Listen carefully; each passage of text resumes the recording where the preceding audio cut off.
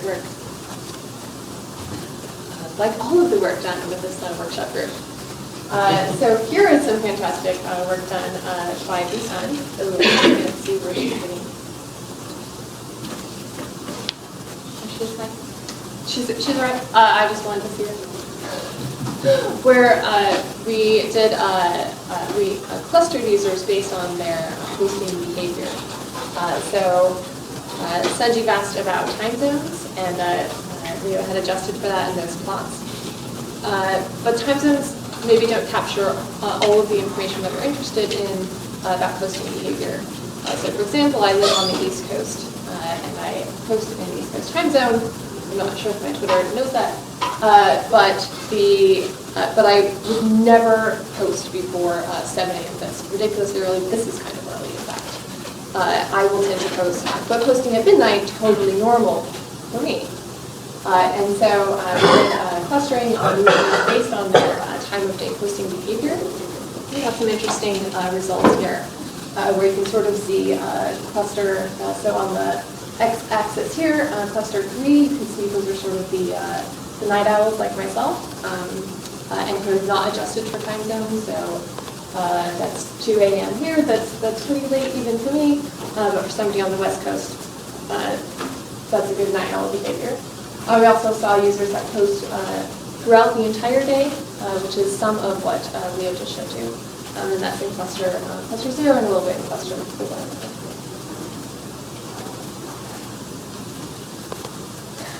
Looking at behavior. Christy, sorry, just go to the cluster for a second.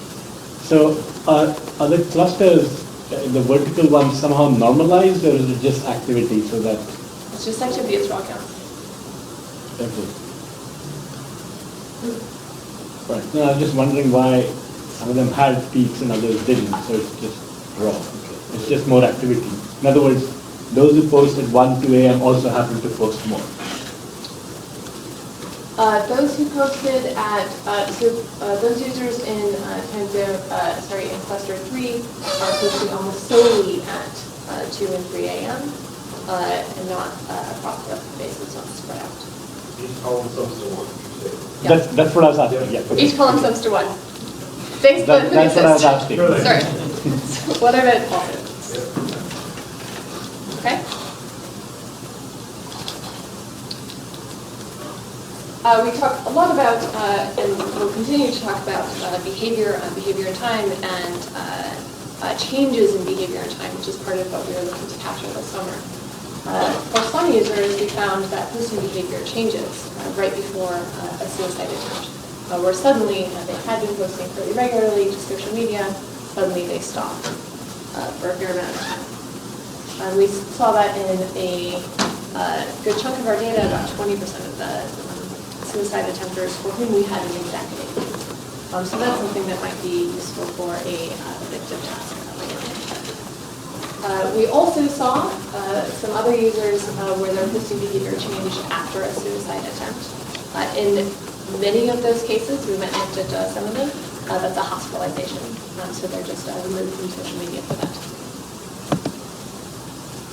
We can look at, for a group of suicide attempters, their posting behavior leading up to a suicide attempt. Here is a group of users for whom we have the exact day of their attempt. That's 145 users matched on their day. That's day 0 on the x-axis. And you can, on the y-axis, we have the average number of posts per user per day. And so you can see that it's sort of squiggly, it's fairly high. We do see a high posting volume from this set of users. Here's the graph for their match controls, again matched on day 0, random day for them. And it's a bit lower. Here's the graph side by side. You can see maybe a peak near day 0, or maybe just before or just after, maybe influenced by that gap. So actually we took a look at the variance of posting behavior. We see a lot of indications that variance is a lot higher for, I don't want to make that statement too strongly. Variance might be an interesting thing to look at as a feature, as a feature, as a classification feature later.